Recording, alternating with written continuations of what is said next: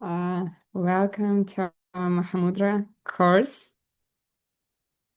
And if you can stop the video, would be great. And being me in the beginning, it would be also great.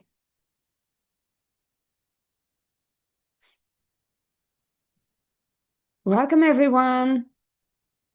We are starting new course, so old course, which Geshe taught many years ago. This course is called MAHAMUDRA, and we are honored to have Gyelse, Venerable Gyelse, who is going to teach this course now, maybe 20 or something years after Geshe taught it first time. So it would be great we can listen his teachings, but for me, it was very difficult to understand these 6 flavors. It was hard. We had debate. Are these flavors or are these aspects? Are these how to translate it? And we couldn't understand actually what it means. And there are few teachers who already taught this material, but I personally can understand better if Venerable Gyelse is teaching it. And I'm very happy to have Venerable Gyelse teaching this course. And we asked her for that. And she agreed. I'm honored to introduce Venerable Gyelse. And for those of you who don't know her, she's Geshe student for many, many, many years, about 30 years or close to that. And she finished her 3-year retreat, silent retreat in Diamond Mountain, 3 years, 3 months, and 3 days, 1,000 days. And she teach Dharma everywhere, all over the world. And now we are so happy to have her teaching this. I'm happy. And for those who knows her, I can say that there are many people who knows her and because of her teaching everywhere. And I hope the new people who listen her the first time will be also recognize her as a experienced and very person who you can trust. You can trust from your heart because she's teaching from her heart. Welcome, Venerable Gyelse, and the scene is yours. Thank you very much. Welcome, everybody. Morning, afternoon, and evening, wherever you happen to be. And as Venerable Kadran said, Geshe taught this course quite a while ago, like back in 1998. And at that time, he was teaching a lot of courses which he called meditation modules. So he taught a meditation module called Lamrim. He taught a Tonglen meditation module. He taught death meditation module, refuge, karma and emptiness, of course. The 7-point Lojong practice, the 4 powers, going down the list here, the Heart Sutra, a Jason Kappa meditation module, which you can do, and then a MAHAMUDRA, right? So he was teaching, during the time he was teaching the ACI courses, he was also simultaneously teaching meditation courses so that people could take the time, take some quiet time, and go deeper into each of these concepts, these ideas, and put them into their lives. So let me share my PPT with you.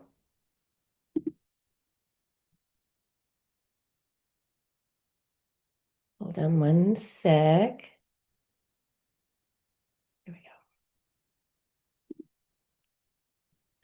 Let's go.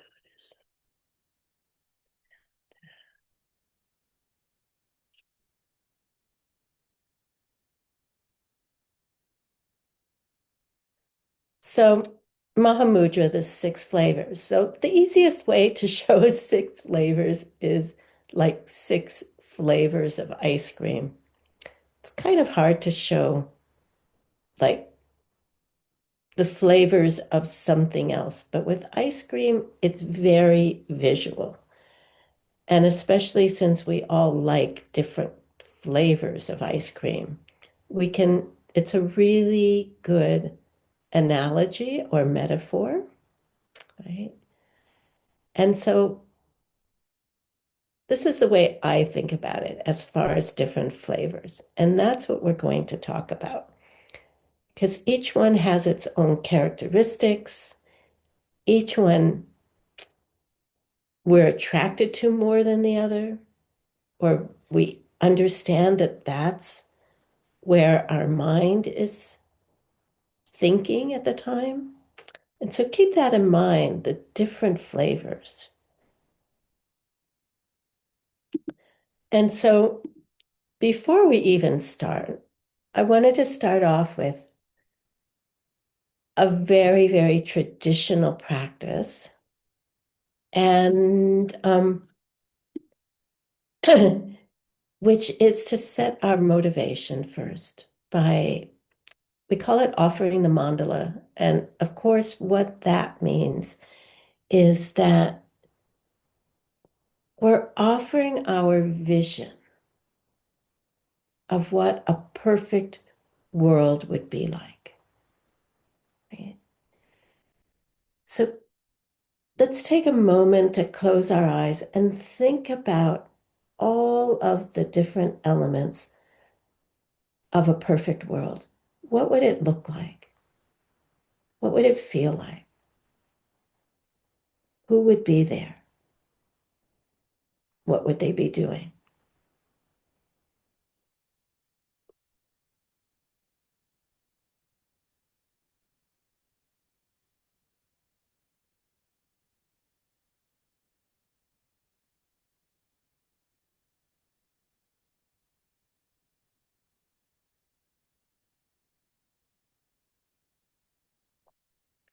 And then, whatever language you want to say this in, with that image deep in your heart, let's offer this deep wish to our world. And I'm going to recite it in English. Here is the great earth, filled with the smell of incense, covered with a blanket of flowers. The great mountain, the four continents, wearing a jewel of the sun and moon. In my mind, I make them the paradise of a Buddha and offer it all to you. By this deed, may every living being experience the pure world. Idam Guru Ratna Mandala Kamnirya Tayami. And once we've set our motivation and offered with such a generous heart this beautiful vision of something that we want to create to the world, we continue with this wish and going for shelter where we know that we can get the help to manifest this wish. So join me, please. I go for refuge to the Buddha, Dharma, and Sangha until I achieve enlightenment. By the power of the goodness that I do in giving in the rest, may I reach Buddhahood for the sake of every being. And we're going to say it 2 more times. Get it deep into our heart. I go for refuge to the Buddha, Dharma, and Sangha until I achieve enlightenment. By the power of the goodness that I do in giving and the rest, may I reach Buddhahood for the sake of every living being. I go for refuge to the Buddha, Dharma, and Sangha until I achieve enlightenment. By the power of the goodness that I do in giving and the rest, may I reach Buddhahood for the sake of every living being.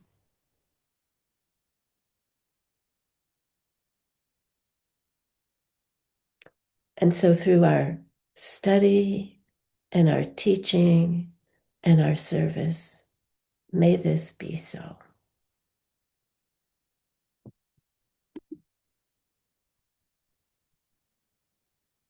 So again, welcome. And I thought it'd be good to go over what we will cover in this course. And as you probably noticed, it's a short course, but it's going to be a very full course for the most part. We'll only have 5 classes. They'll be pretty substantial classes. So we'll be covering the theory of Mahamudra, like, and where the word comes from, what the practice means, especially in our tradition. How do you do the practice? We're also going to be doing some Mahamudra meditations. So it's not going to just be intellectual, talky stuff. We're going to do some meditation as well. And we're studying the tradition of Mahamudra, which comes from the first Panchen Lama. And quite a few of you have probably met the first Panchen Lama before. We'll talk about him a little bit in a moment. And so that is where this lineage of Mahamudra comes from.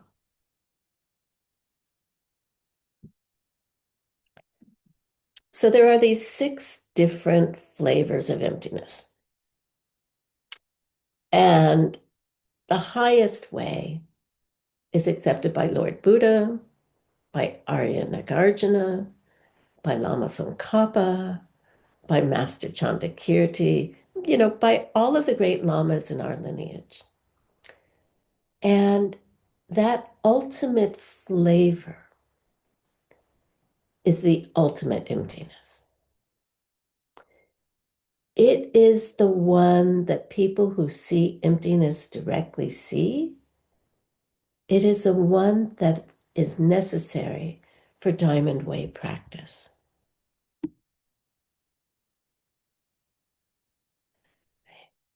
So we'll probably go through about 2 kinds of emptiness each class. And we'll be like moving up the rungs of a ladder of explanation of emptiness. And just like any ladder, if you're missing the lower rungs, the ladder is going to fall apart, right? So we start at the bottom with the first kind of emptiness. And as we go up these rungs, somewhere you will probably find the understanding of emptiness, which is where your understanding is at this moment, right?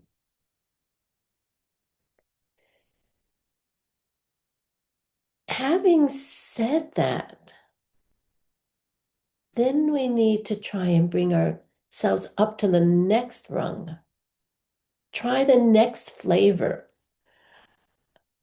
of Mahamudra out and push what we call, there's an idiom called push the envelope, right? You want to get up, you want your understanding to grow a little bit deeper. So you find the place where you're like, oh yeah, that's the one that really makes sense to me. and then challenge yourself just a little bit. It was like, yeah, I'm comfortable here, but just because I'm comfortable doesn't mean that it's the best place to be. So the real meaning of Mahamudra, or the ultimate meaning of Mahamudra, is it's a meditation on emptiness.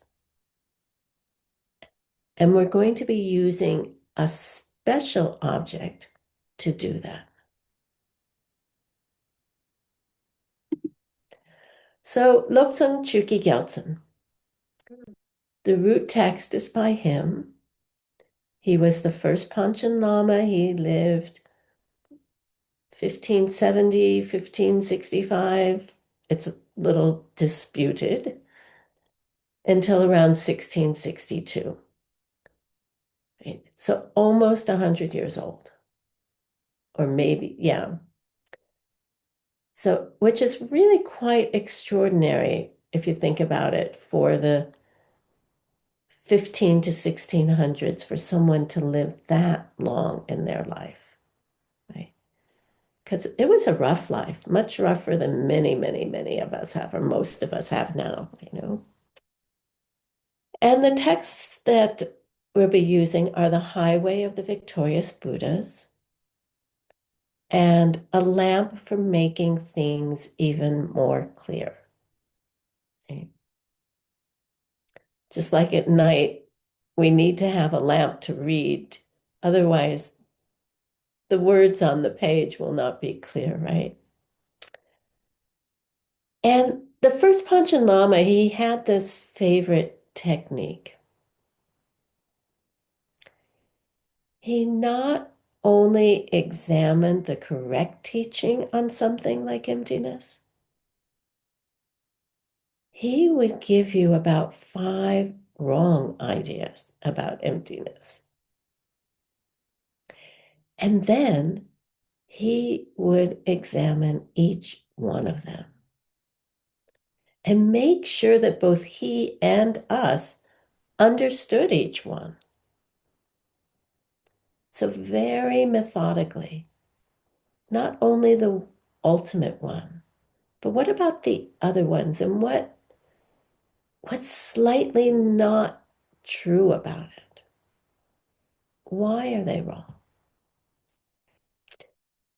And the cool thing about that approach is that we will find our present understanding of emptiness in there somewhere, right? Which is very cool. And I would say, at least for myself, and probably, I'm going to think probably for all of us, during the day, we move through different levels of understanding emptiness. It's not just one, but our minds go through different levels of our understanding of emptiness. And so we'll get into what these 6 different ways of thinking about emptiness are. So, Mahamudra, what does Mahamudra mean? In Tibetan, it's Chakya Chempo. In Sanskrit, it's Maha Mudra. In English, it's Great Seal. And I don't know what it is in the other languages. I didn't go that far. Anybody know? I guess I should, let's see if I can. Nope, that's not what I meant to do. I wanted to see the chat.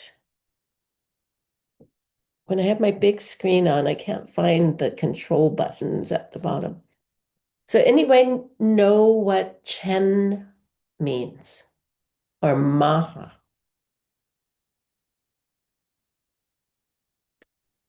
Whoever's in the English channel, would you please monitor the chat for me? There it is. There's the chat. Now I can open it. Yay. Maha means great. Maha is high. Great, big, great, great, big, big, big, big. Yes. Great, big. And then Chakya or seal or mudra, the great seal, the big seal, right? And there's lots of meanings to seal, like a lot of meanings for the word Mahamudra. You can see here on this image that it's like a stamp, a seal that you would seal a letter with or a document, piece of wax, and you know, an important person would have their own seal. So that's one meaning of chakya or mudra, is a seal or stamp. Secondly, in diamond way, or in Thangka paintings, like, imaging, it refers to the accoutrement, which is a French word, and it kind of means the stuff that the image has. So let me explain that a little further. Like in an image, there might be a sword, a book. In Thangkas, in Buddhist images, the being there might be holding a bell and a vajra. So whatever they're holding, a sword, a book, a bell, a vajra, whatever they're holding is called a chakya, right? So that's another way to think about mudra, seal, mahamudra. Want to go deeper? Okay. So on a deeper level, in the second level of Diamond Way practice, chakya has another meaning. There's a Lakhi chakya and a Yeshiki chakya. That's all I'm going to tell you. You will learn about it when you get to Diamond Way. But you'll, when you get there, oh yeah, I remember those words, right? The word chakya in its deepest sense, which, I can't describe to you, is that you should never be separated from your chakya. Just like a king would never have been separated from their seal. Because if somebody else got their seal, they could write anything, put their stamp on it, and send it, and the other person would think it was coming from the king, right? So they had to keep it very, very close.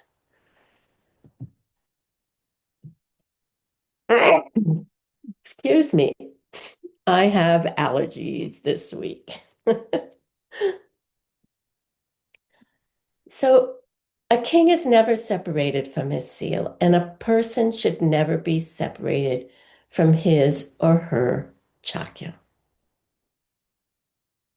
An example, as I said, like the king with the letter, like Genghis Khan, if he sent a letter, he's over here in Mongolia and his troops are over there in Austria. And if he sent a letter to them, it might take 3 years to get there. It wasn't like there were trains or airplanes. It was horses and feet.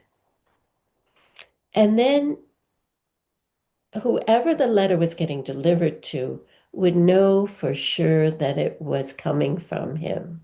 And then they would follow out what he said to do. Okay. So meaning of mudra, but why do we say great? Great seal. We're talking now about a different kind of seal. There's a certain seal which marks all things as being empty. A thing is not a thing unless it's empty of self-existence. Now, I'm guessing that most of you have heard about emptiness, but haven't heard about 6 different kinds or flavors of emptiness, which are really one. The other 5 are not true emptiness. So Chakya is, a seal means if a thing has emptiness, it's an object, it's a thing, it's a real dharma. And dharma here means existing thing. So what marks a thing as a thing? It's if it has emptiness. Then it's a thing. If it didn't have emptiness, if it was a self-existent object, then it would not be real. It could never change. It could never do anything. It couldn't be what it is. Right?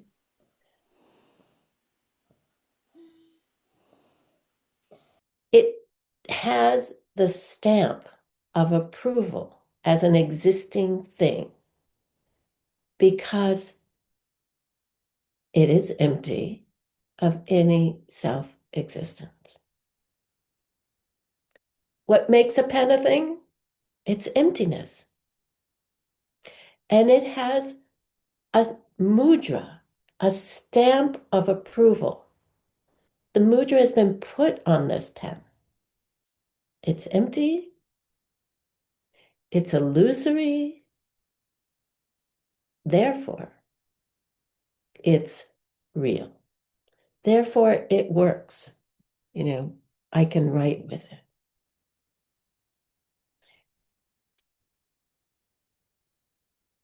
But again, why is it called Big Seal? Like Mahamudra.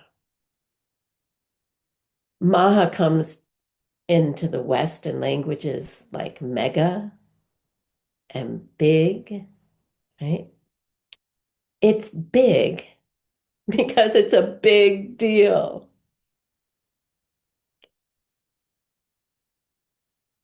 When you have the direct perception of emptiness, you are like out of here. You're out of this suffering world. You know your suffering will stop. You become a stream enterer. You're no longer going upstream. You're going to flow downstream. You're going to cross that lake. Gate, gate, padagate, padasangate, soha. Gone, gone, gone beyond the great beyond. I did it, right? You become an enlightened being. All the good things in our lives are driven by seeds.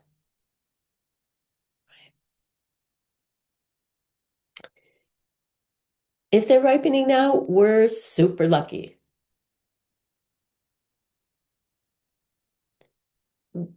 dirty good karma, we're using it up. And there isn't a single good thing in our life that isn't going to wear out.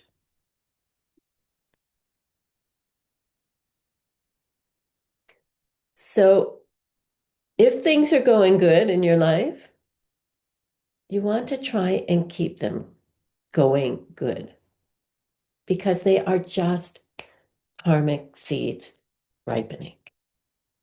They ripen, they go out of existence. They ripen, they go out of existence. And of course, we want to perpetuate the goodness. And we want to get rid of our negative seeds. We also know they're going to wear out, those negative seeds, if we don't keep replanting them by how we react to them. Right?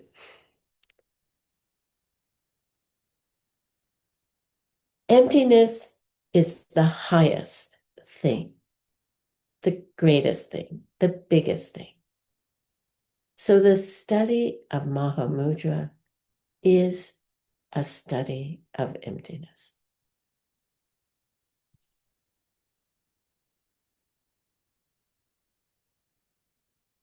Now, there are different kinds of MAHAMUDRA. We have Nakluk. Nakluk means secret MAHAMUDRA. It's the secret system. And it will be passed down to you from your Diamond Way Lama privately to you. But before you get to that, you have to do the open system, the Sutra Mahamudra first, Dolok. We have to become a master of the open Mahamudra. And that, just like the rungs of a ladder, leads to the secret Mahamudra. And Dolok depends greatly on an intellectual understanding of Mahamudra. Studying it, listening to it, getting it in a classroom situation, contemplating it at home, learning the 6 different kinds of emptiness, learning why 5 of them are not emptiness, getting them firm in your mind, and getting pretty good at it. Understanding them forwards and backwards. And of course, from that point, then you move on to the personal practice of it. You meditate on it, and you take some time to do that. You get good at it. In fact, you get really good at it. And only then is your mind ready to go to Nakluk, the secret Mahamudra. And that means that you know these 6 flavors forwards and backwards. Which one is the ultimate understanding and which ones are not? And it's not just the understanding, but you should be able to practice it at work. You should know at which of the 6 someone is. Oh, my boss is at number 2 understanding of emptiness. My colleagues at number 4, right? You should know, and I'm at, right? Where are you at that moment? You should know which of the 6 someone is at and yourself. So we, of course, are focusing on Doluk, the open practice. Within Diamond Way, there are 2 different ways to perceive emptiness. There's direct, which relies greatly on a teacher explaining the emptiness of some object. The pen, the husband in the kitchen, a rose, whatever it is. So that's the direct way. Then there's the indirect way. And that's some kind of method where you like take on a practice and that creates another result. Just like if we were to take on the four-step practice. The practice creates another result. And that's usually why we do anything. It's not the practice, but it's the result we want to get from the practice. And then that, it's like a snowball, that creates another result, a certain result within your mind, where you have to go through certain steps that trigger it. So there are certain steps to trigger it. It what? The direct perception of emptiness. Right? So it's the difference between sitting and explaining to somebody what the ocean looks like. Oh, it's this big, vast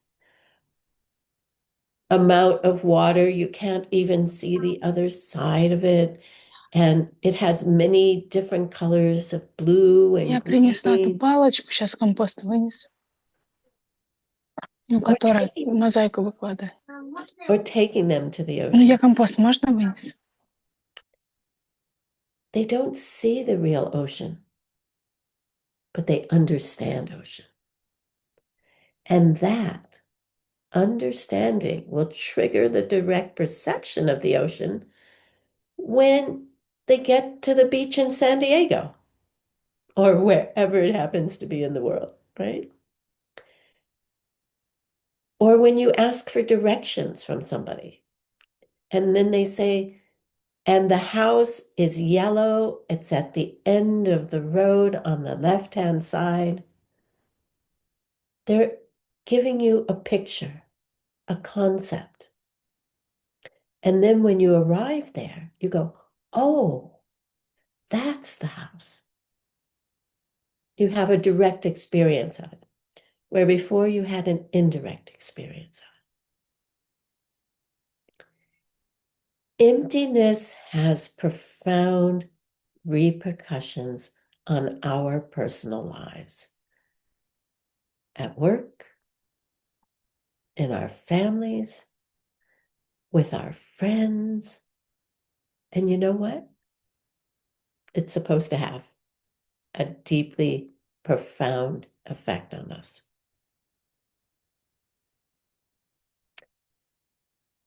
So we start with the open way, Doluk.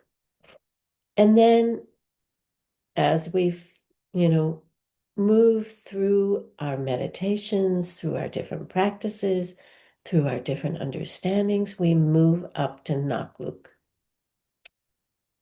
They say, though, that Doluk takes 75 countless eons to get enlightened. If you were to just hang out in the sutra understanding of Mahamudra, 75 countless eons. That's a countless eon is 10 to the 60th power. So that's in the sutra system.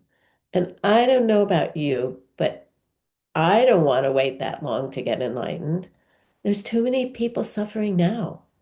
I need to do it as quickly as possible. And that quickly as possible path is the diamond way path. It's much faster to get enlightened there.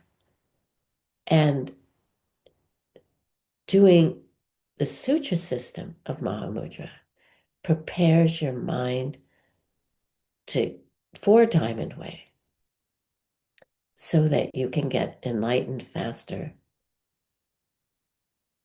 and end the suffering of the world that much faster. So this is my pep talk.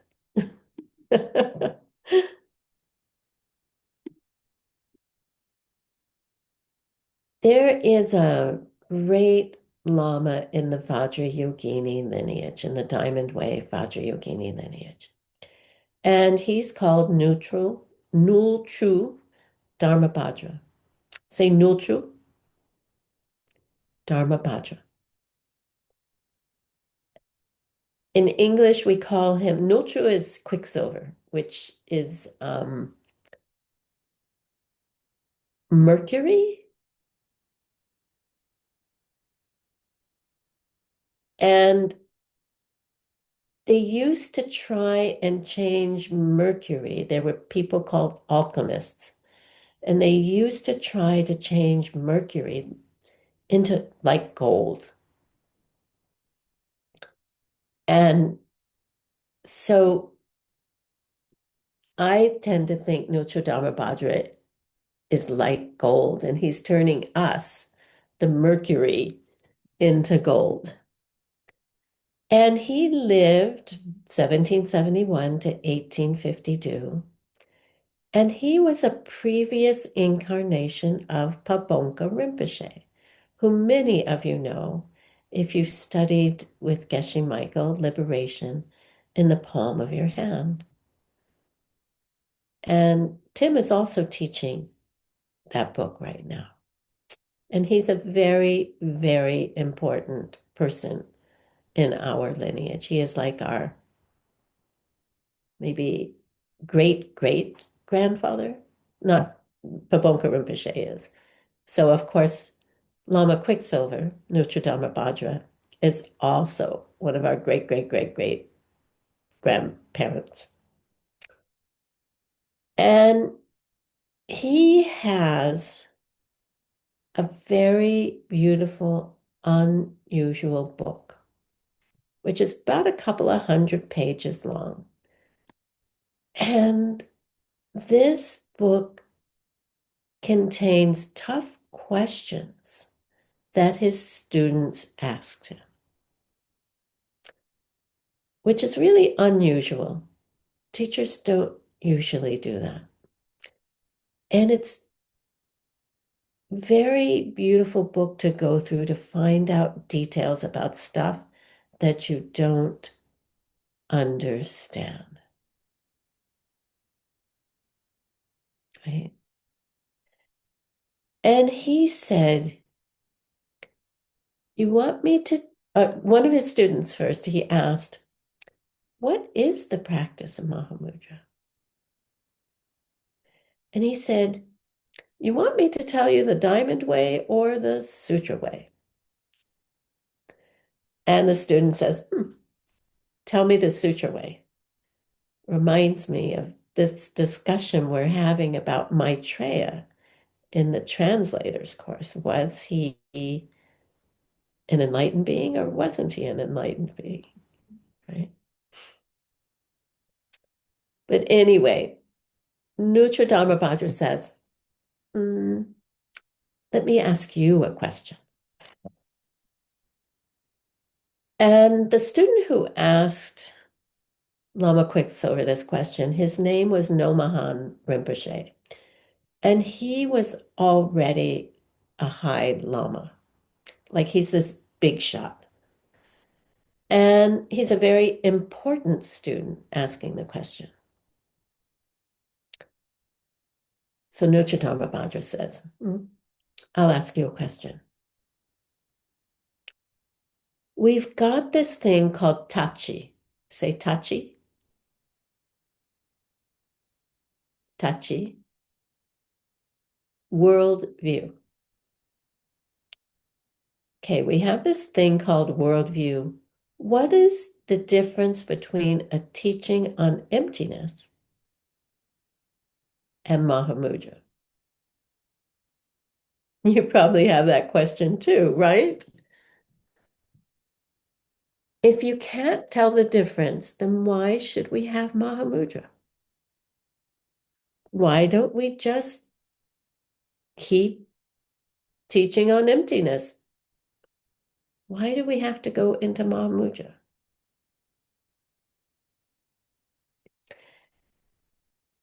And remember that Mahamudra means basically a method for the direct perception of emptiness.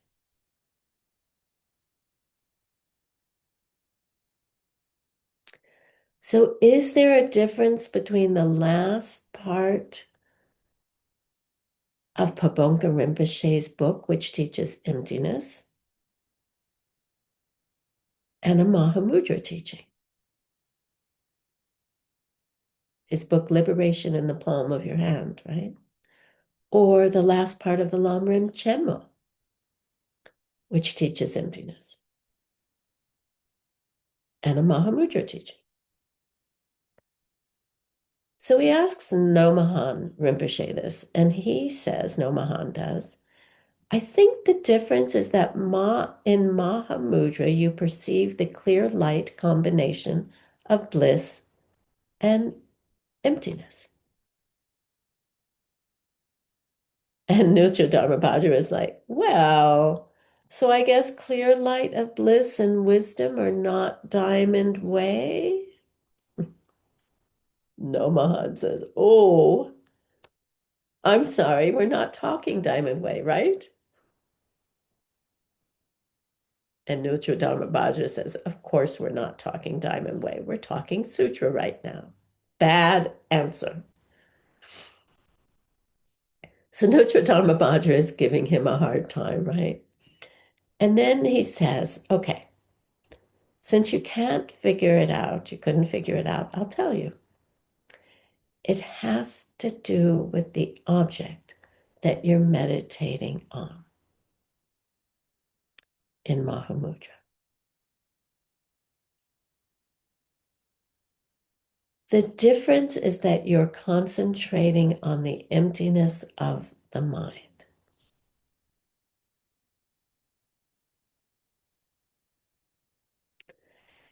When you're talking about sutra, that differentiates it from other presentations of emptiness. So it's the fact that you're taking your mind as the object. You're investigating the emptiness of your mind.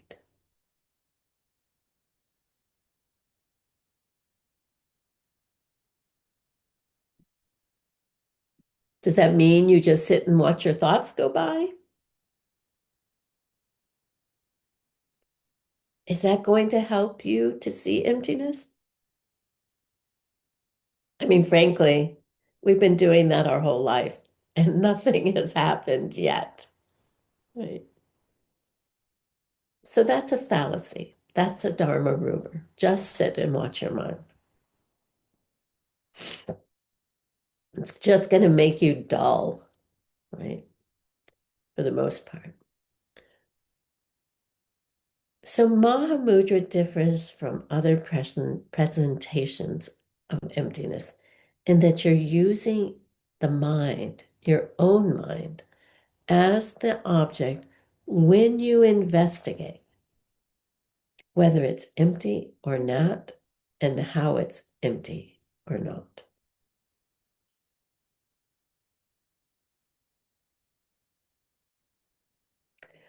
Then Neutral Dharma Bhadra says, by the way,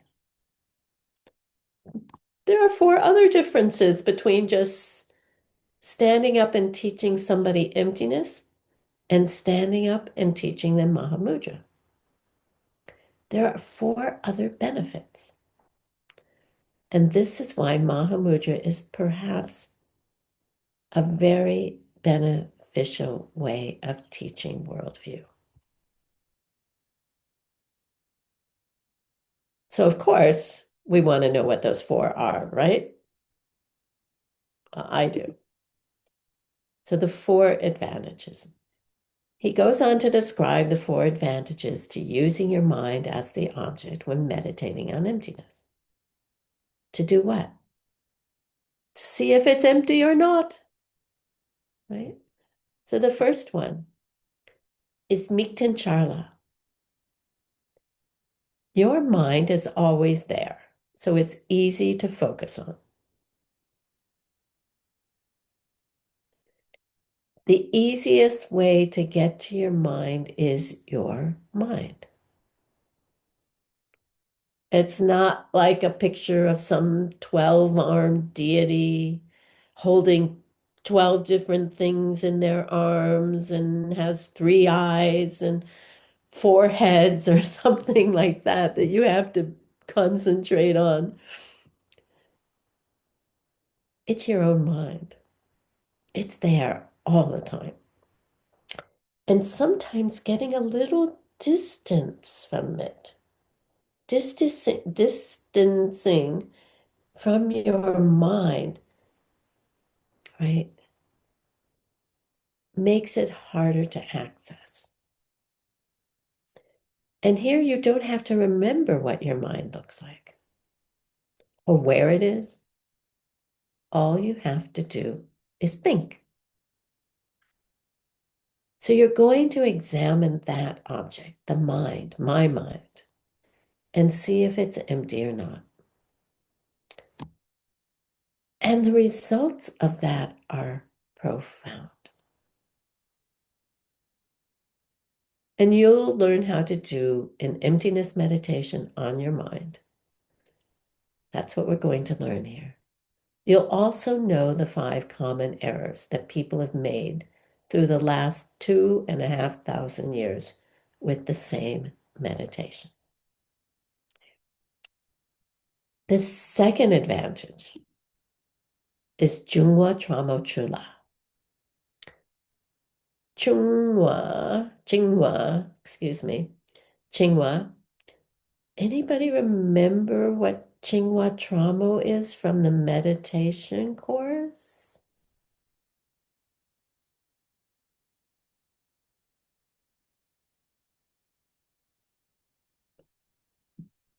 Dullness, subtle dullness.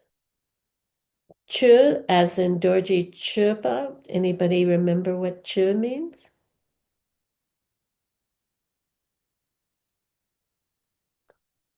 To cut, right? So subtle dullness is easy to get rid of, to cut, to eliminate. Why? Because we're focusing on our mind. And Chingwa Tramo, subtle dullness, is very dangerous, right? Why? Because you think you're on the object. You're holding the object. You're comfortable sitting. Your breath is slow and nice, and everything is really nice. But there's no intensity. There's no gnar. And it's kind of like, yeah, you're just kind of, yeah, there's the object, there's my mind. But you're not focused deeply on it. You're spacing out. Nothing is happening. You feel good, and you're not even aware that you're not meditating. So this one, this advantage is that it cuts through that. And why? Anybody have an idea?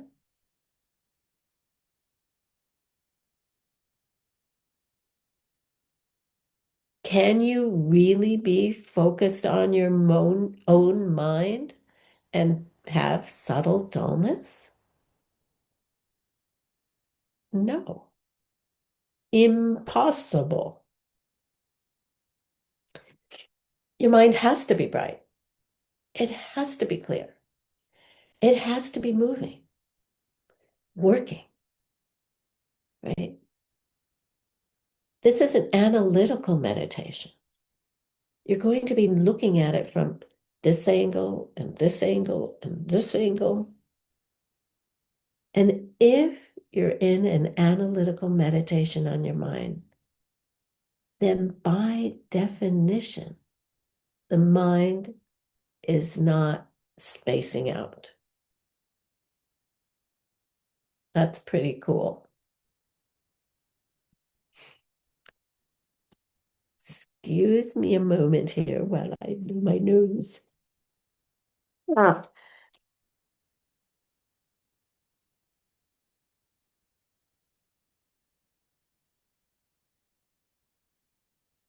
And then number 3, Guparanshukikak.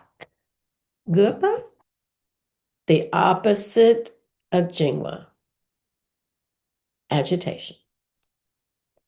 It automatically stops.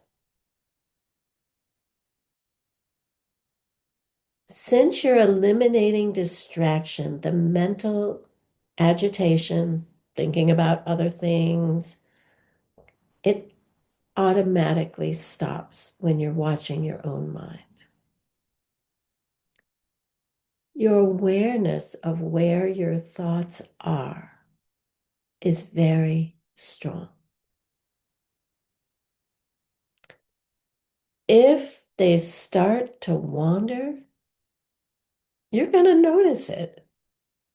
Your sheshin, your watchdog state of mind, the mental alarm that goes off when you start to wander, that will be at very high intensity. It's like ding, ding, ding, ding, ding, ding, ding. It's like a fire alarm, right?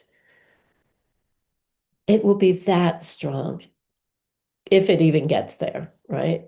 Hopefully you catch it before it even gets to that. It's like it just starts and you're like, oh, come on back, come on back. So if you're really focused watching your mind, since you're meditating on your mind, the minute the mind starts to go off to another object, you catch it. You catch it. And it's pretty cool. You know, you're looking at your mind. We're all so obsessed with ourselves, with me, right? It's not like you're looking at the emptiness of a pen or the emptiness of my partner, the emptiness of other. You're looking at your own emptiness. What could be more interesting than that, right?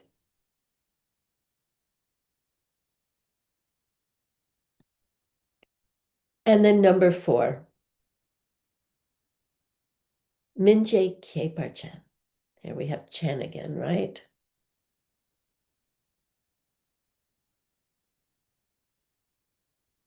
It's a powerful cause which ripens the mind. It is very special. It is extraordinary. And min here, this word min, is an important word in Diamond Way.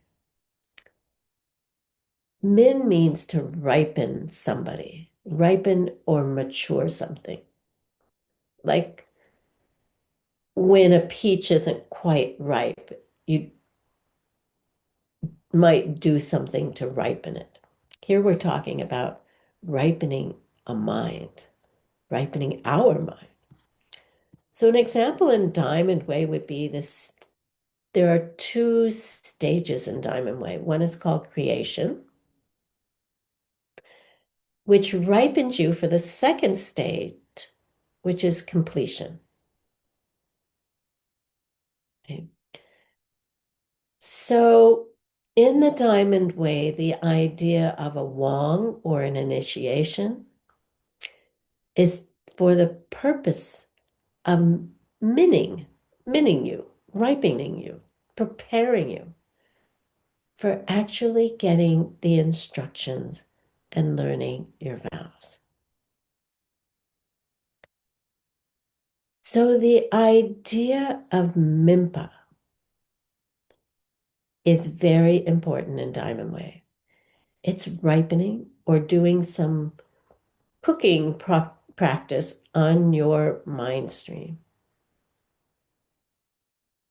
It's like super fertilizer.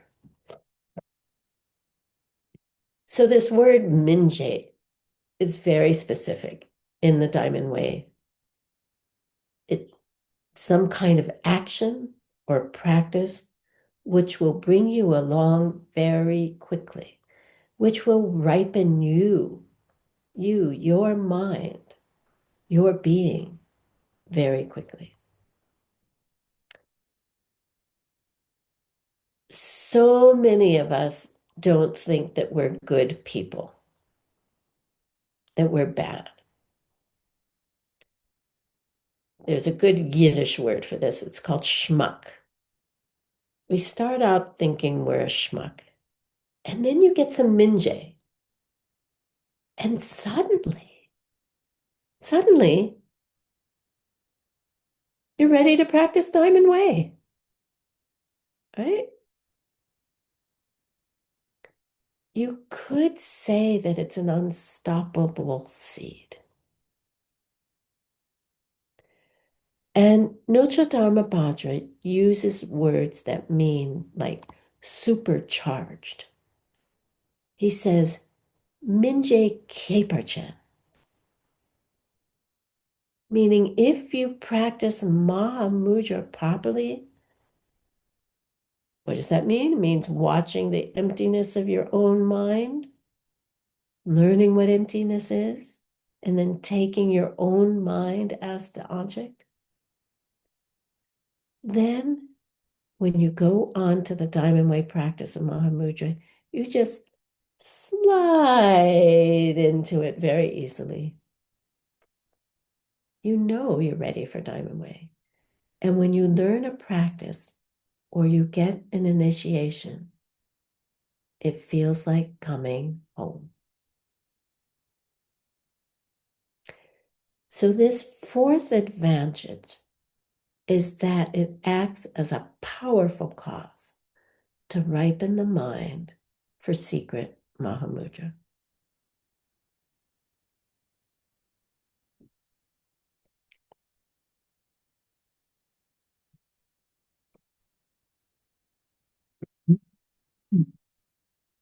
Please, interpreters, take a moment to have a drink of water.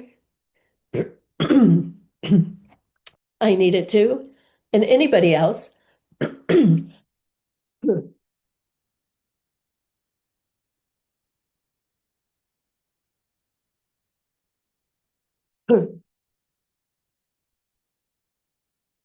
So the six flavors. So here I've got six flavors or six different colors of pens.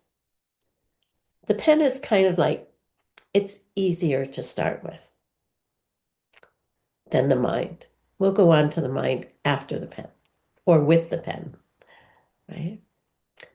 So here we've got six different colors of pens. We're going to use these throughout the course. The first one. So let's talk about worldview, Dawa. According to Buddhism, if you get it right, everything can happen. You can become a beautiful, sexy tantric deity in this lifetime, saving the world. If you don't get your dawa, your worldview right, there's no hope. You will die. You will get old and die.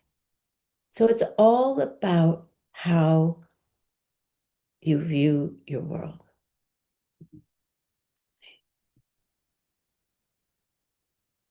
See, do I have a red pen? I have a pink pen. So do you see this? Do you see it? I don't see any heads moving or anything. Yes, thank you. I can only see two people anyway. Is that worldview? Just seeing it?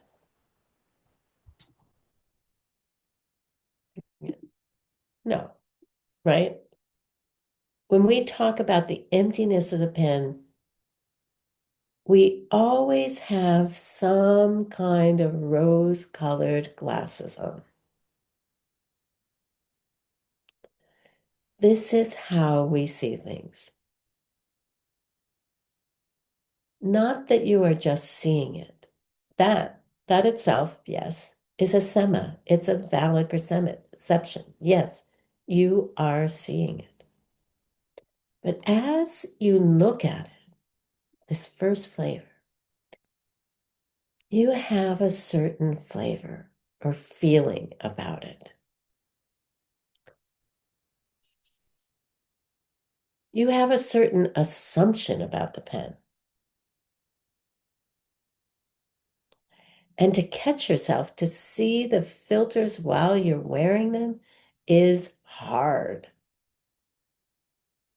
To describe to someone their worldview while they're doing their worldview is a little slippery. So, what is this first assumption?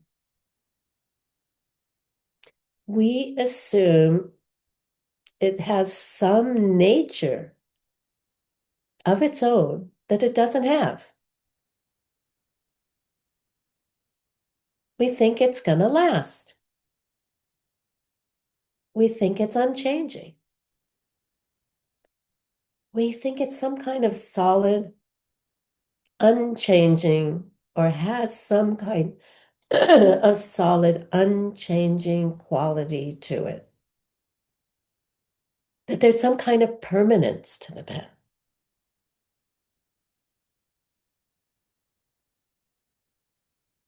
But this pen is hurtling towards its destruction just as we are.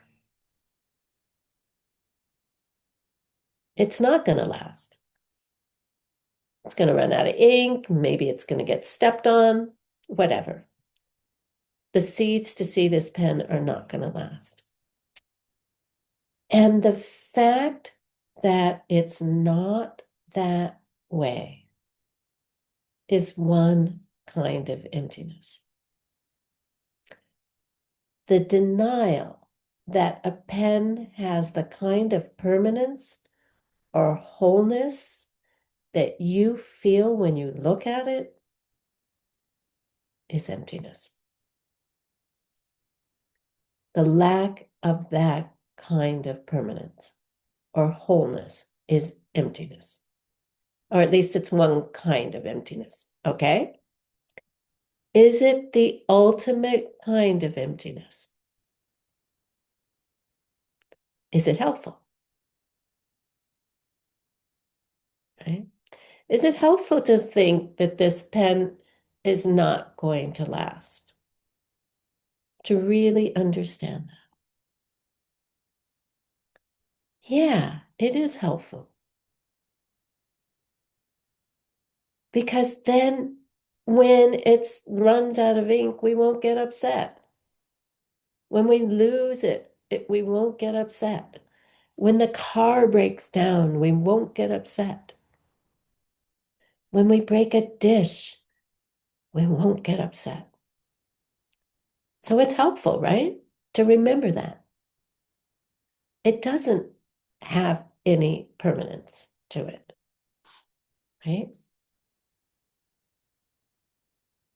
So the lack of a self which is unchanging, whole, and independent is the first flavor. We finally got to it. The first flavor of emptiness.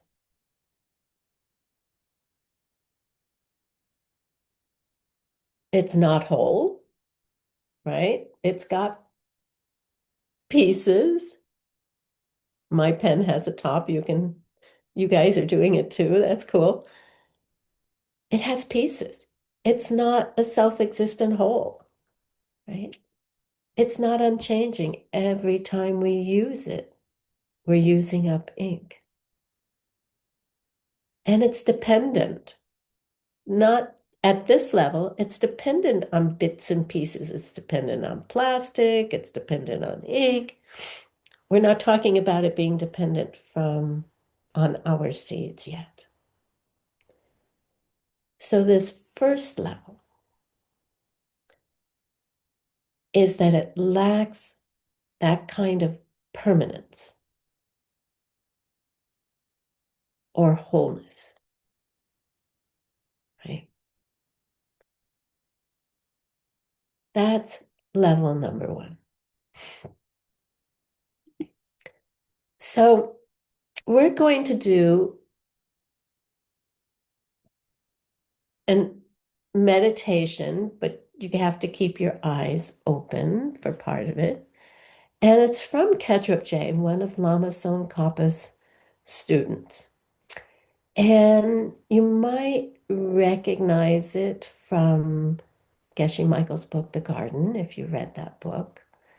In there, it's not, we don't talk about a pen, we talk about a rose. So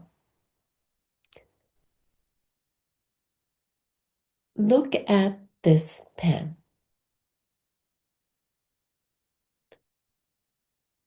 Just a normal pen.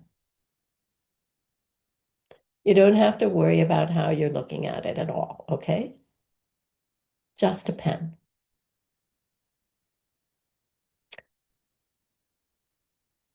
Now, try to catch yourself thinking of it as being something lasting or permanent.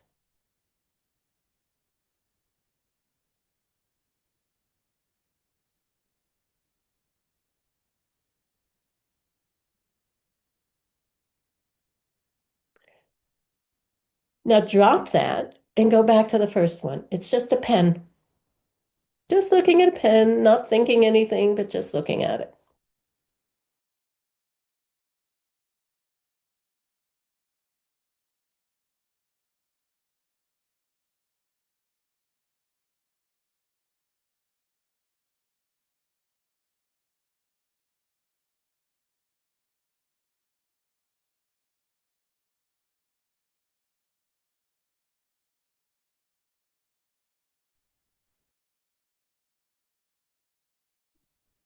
I think we still need the interpreter. Somebody has muted everybody.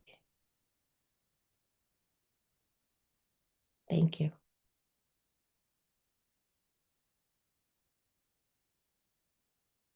So go back to the second one.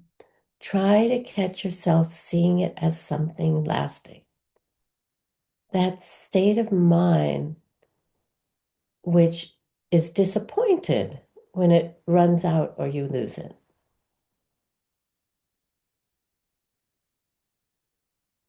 Okay.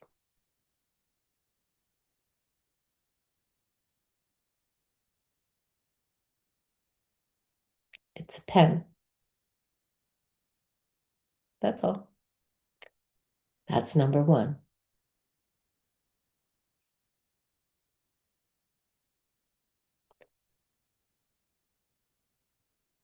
Number two is that it's permanent, unchanging.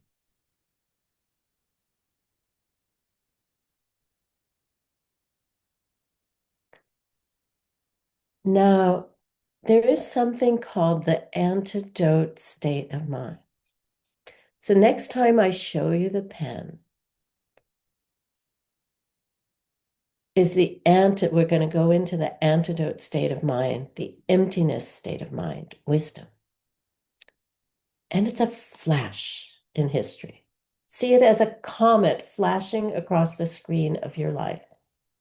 You and it are hurtling towards destruction, right? So try to see it that way. It's just going to be around for an instant, right? The last lines of the Diamond Cutter Sutra say, see anything brought about by causes as like a star, an obstruction of the eye, a lamp, an illusion, a dream, or lightning, or else a cloud.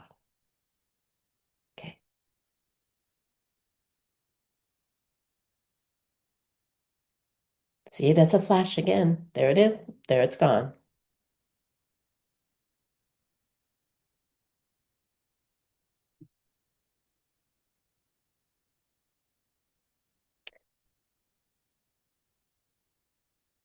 So the test to see as to whether you are seeing something as self-existent is how upset will you get, right? What is your level of upsetness when something happens? Mine upsetness is always rooted in misunderstanding something and thinking it exists self-existently.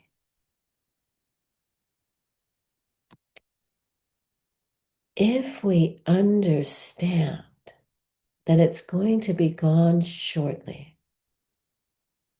then you won't get upset about it when you lose it or when somebody steps on it and breaks it.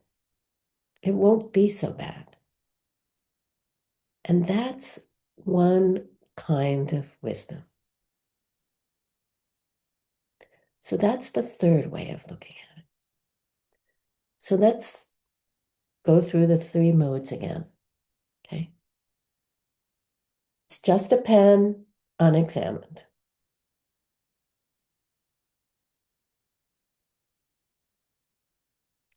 Now tap into the feeling that it's going to last.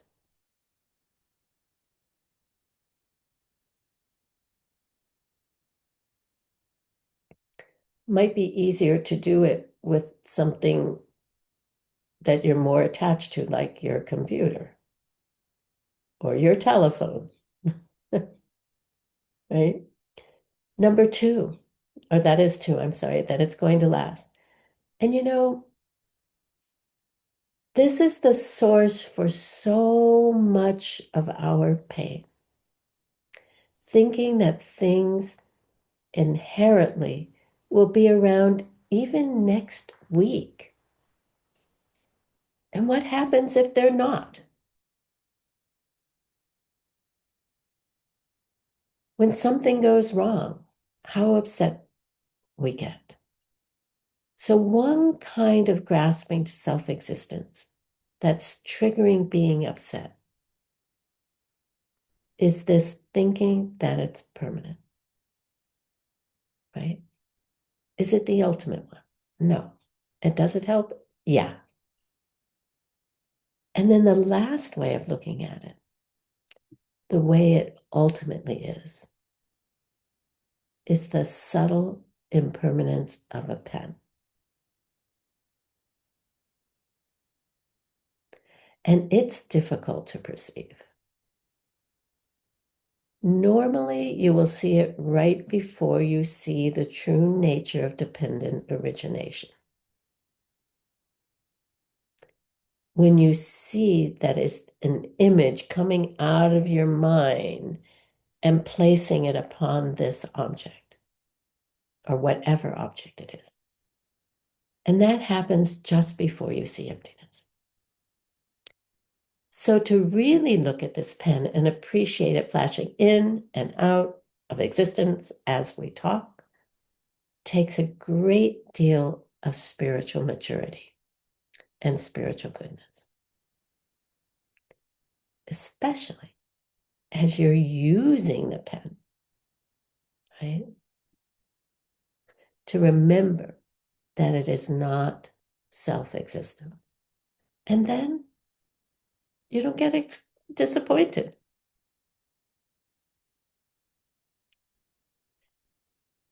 Take, for instance, if somebody close to you dies. You feel sad for them and for yourself and for everybody else, all that. But you're not surprised or overwhelmed. You clearly just see that it's the way it was going to be anyway.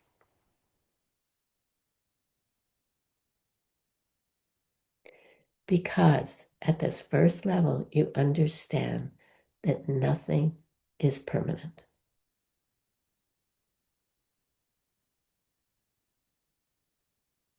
Right? You understand it was going to go that direction. You don't freak out when things happen. When you suddenly lose your arm or something. A real Buddhist, someone who really takes these teachings into their heart and uses them, even at this level of emptiness, number one, basically that all things will pass, is a lot more well adjusted. You're able to cope with sudden changes and things like that because you were anticipating that they're going to go away anyway. And yes, it is still painful, absolutely. But it's not a shock.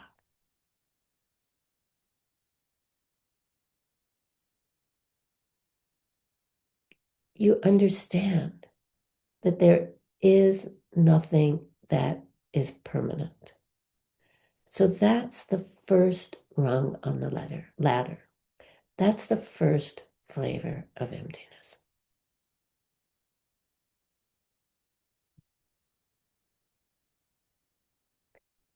That it ain't gonna last, that it's impermanent. And ultimately, that gets back to ourselves. We are not permanent fixtures in this world.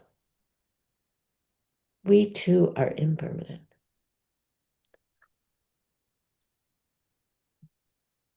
We have impure bodies. They're not going to last. They're going to fall apart. Mine's falling apart. Yours is falling apart, even as we sit here and talk about this, right? It's not a shock, or it doesn't need to be a shock. When your body, gets aches and pains. So that's level number one. Level number two is the lack of a self which is self-standing and substantial. So then we have two pens, the second flavor.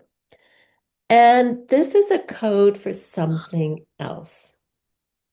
And it's explained in a really beautiful book by Chankya Ropa Dorje, who is also a previous life of Pabonka Rinpoche, right? And here, substantial means like a driver.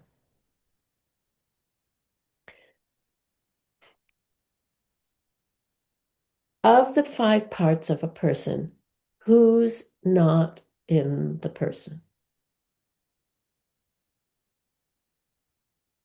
Right? Is your arm you? Is your head you? Is your torso you?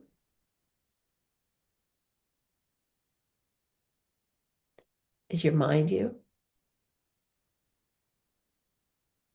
Where's you? So a driver is like a director of a show.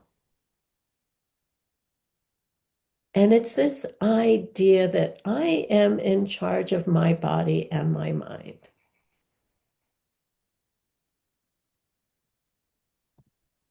Like this sense of ownership, that you are the driver and the controller of you.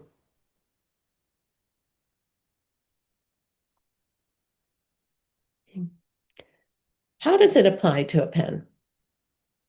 And this is very important.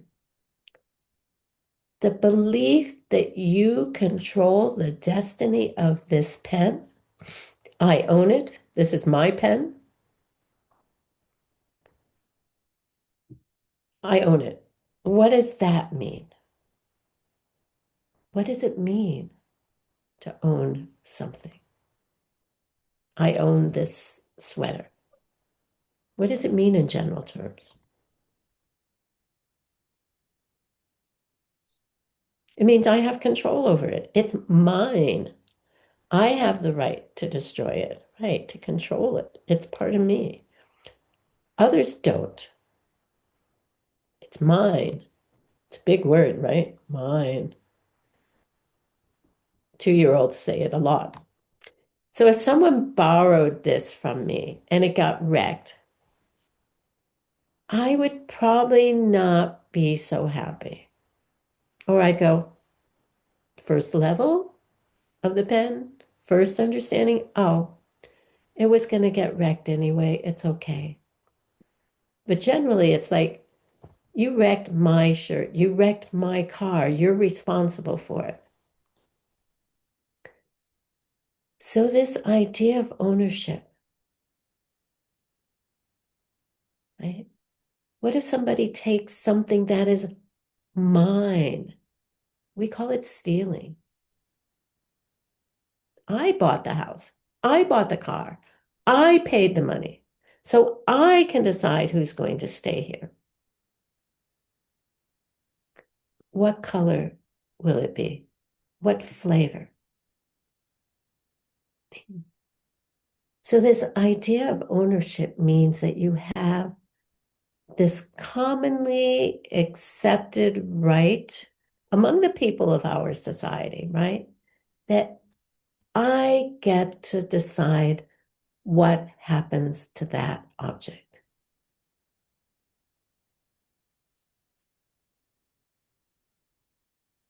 Is it true?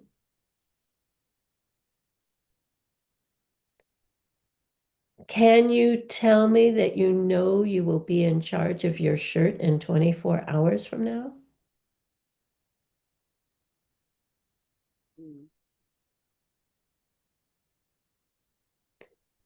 The Tibetans, they have a joke. They say that you don't know that 24 hours from now that your shirt won't be looking for a new owner.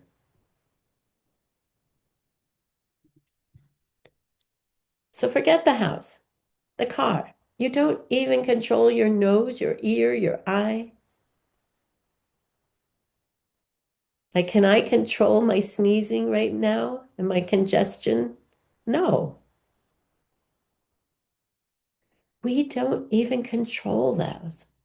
It's not true. It's a fallacy. It's wrong. It's a wrong worldview. Why? Because we can't even control the shirt on our backs. We can't control destiny. We could die tonight. We have no control over it. There's something else going on. Some other powers at work. And this is another kind of emptiness. There's a gotcha that's not there. Something that never could exist, never will exist, and doesn't exist now. And that's this idea that we can own something.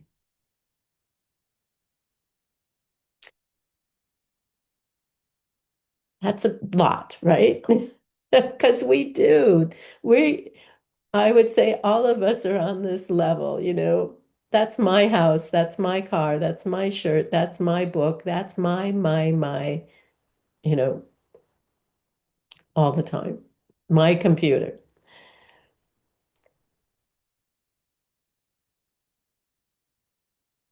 And that's a gotcha that's not there. And then there's the truth, which is the emptiness of that gotcha, that thing that never could exist, never did exist, and never will exist. The non-existent thing. You don't own anything. The idea of ownership is a concept. It's an idea. It's false. And it's a kind of misunderstanding of reality. And the lack of that misunderstanding is one kind of emptiness. Is it ultimate emptiness? No, Kristen says. Does it help? Yes. If you understand that, you won't get so angry at other people, right?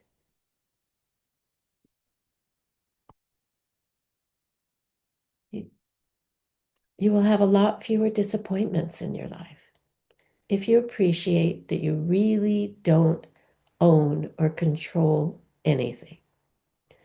So this one is helpful in dealing with being upset and stuff like that. I cannot, so we could call the tagline on this, I cannot control this in the present moment. I always said Buddhists were the most stubborn people in the world because they want to control their life, right? We want to have this beautiful world. We want to know how to create it. We want to be in control of it. We plant seeds for the future, right? So things are empty of having a controller. That's flavor number 2. So you know what this picture means? It means we're going to meditate. Okay, go back to the pen. Look at the pen as just a pen without your rose-colored glasses. It's a pen. It's a valid perception. So what are you hearing in your head at the moment? There's a pen there. Is it correct? Yeah, it's correct. Has it got anything to do with emptiness?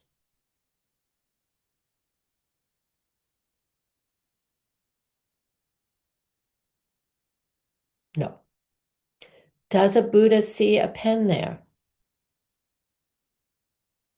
Yes. Okay, now look at the pen as if somebody owned it. If I were in your house and I took the pen when I left your house, would you get upset? So appreciate the ownership of the pen. I remember recently I went away and somebody was staying in my house, and I had a little tiny thing that my mother had given me that it just looked like a piece of cloth. And when I came home, it wasn't there anymore. I think they just cleaned it up by mistake, you know? And it's that moment of, wait a minute, where is that thing? They got rid of it. What happened? My mother gave that to me, right? It's that ownership. So try to catch yourself feeling that you are in control of your pen. Try to catch your emotion or your feeling. It is a false emotion.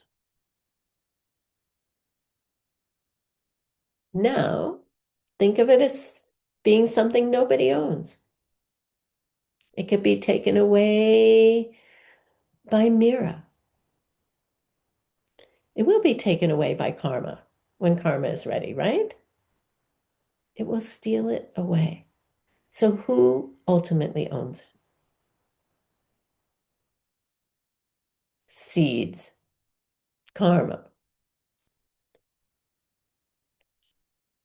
It is something that is totally at the mercy of karmic forces.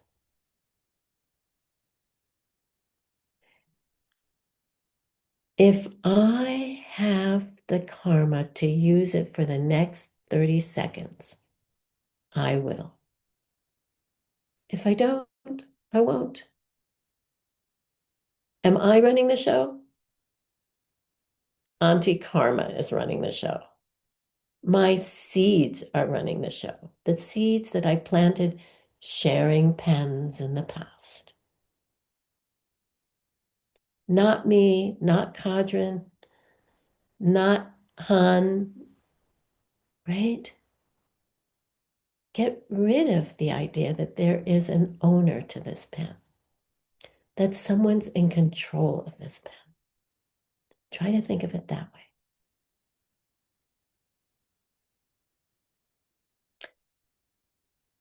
It's hard, I know. It's new, right? So as you go up the ladder of emptiness, it gets harder and harder. And this one's a little harder than the last one.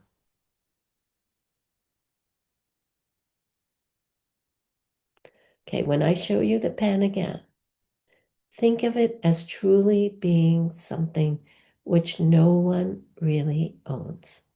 No one really controls it. It's dependent on our karma.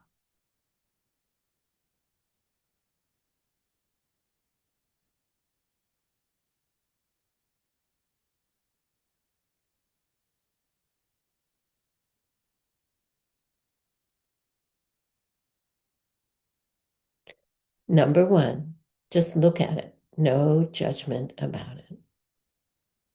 You know what? Everybody get a pen. Get your own pen. Your own pen, my pen, right? Get your pen.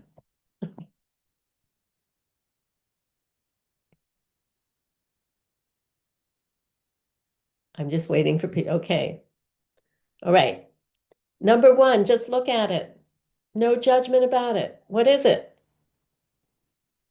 Ben, B. I only know it. Pluma, right? Now try to catch yourself thinking of it as something that I am controlling at this moment. You went and got your pen, right? You're in control of it.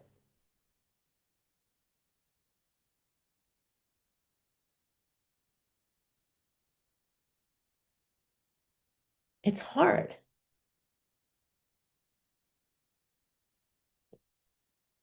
In this one, we're going to try and see it as really not having any owner. It's temporarily in my hand because I have the seeds to have it in my hand. And temporarily, you have the karma to even see it, right? And everything is hurtling towards their end also. It's impermanent and no one controls it but your seeds. The idea that I own it is false. See it as being something which has no owner.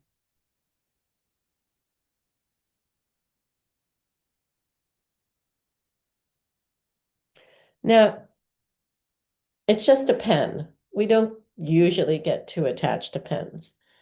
But if it were something a little more,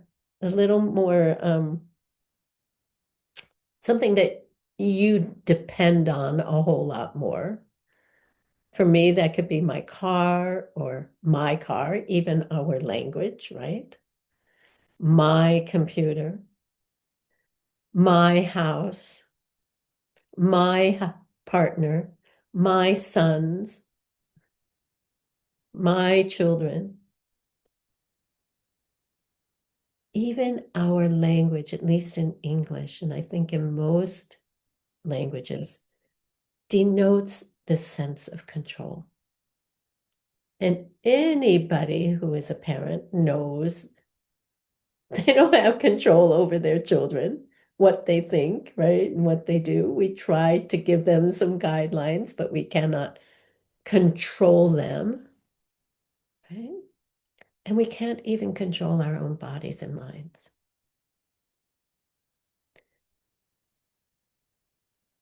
So you got to cook this, these two levels. This is changing, impermanent, however you want to think about those different words. It ain't going to last, right? And I can't control it. Those are the first two flavors of emptiness.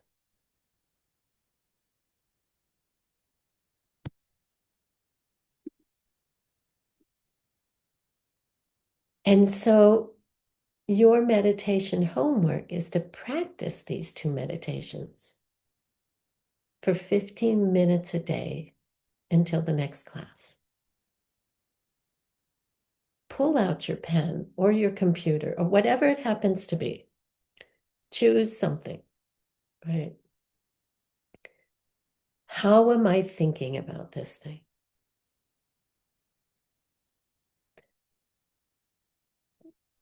I think pens, they run out of ink. We go, oh, we ran out of ink. I'll just go and buy another pen, right? Or I have a jar of pens. I'll just get another one out of my jar, right?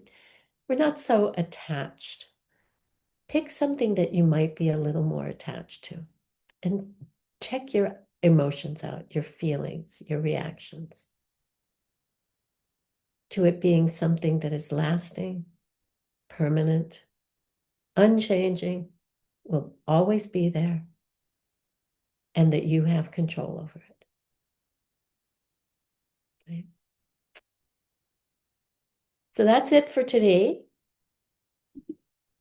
Let us offer this perfect world again. Kristen, let's not use our minds yet. We're going to get into that. At this level, we're not focusing on our minds. We're still using outer objects to focus on because they're easier at this point. We will be getting into our minds, but we can't get up to that rung on the ladder without stepping on the first ones first. We haven't learned how to fly up there yet. So let's offer this perfect world, the mandala, and I'm going to do it in West Chinese language, in Tibetan first. Or I'm going to do it there. You can do it in whatever language you want. So let's first take a moment to picture that perfect world. For me, there's no wars, there's no hunger, there's no starvation. There is no anger and jealousy and all of those things. And we're not destroying our planet, this earth that we live on.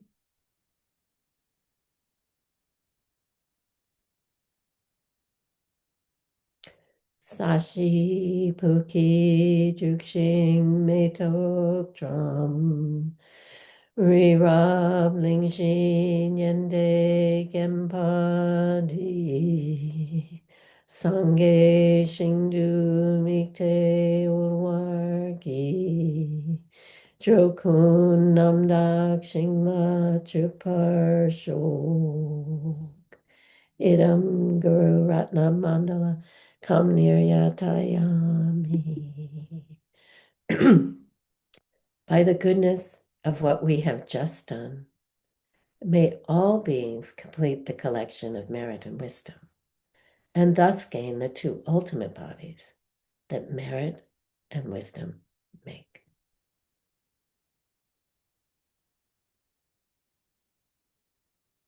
May all beings be happy. May all beings be free of suffering. May all beings have everything that they need. May all beings achieve the greatest wisdom and kindness.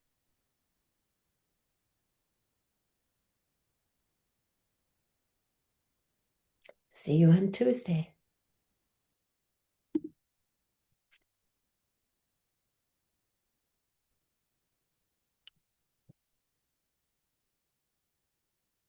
Now I get to have a gallery view and can see everybody. Thank you very much. Thank you. It's a Thank you, lot to Venerable. cook. Lot to cook. I got this class, I think I'd known Geshe for 2 years. So it was early on in my Dharma story. And this is only the second time I've taught it. It's been many, many years. I think it's a very valuable course. And then there's different levels of MAHAMUDRA. So this is just your first taste. Hi, Rick. Thank you. Hello, hello. I loved your class. It's beautiful. See you guys on Tuesday. Bye-bye. Thank you so much.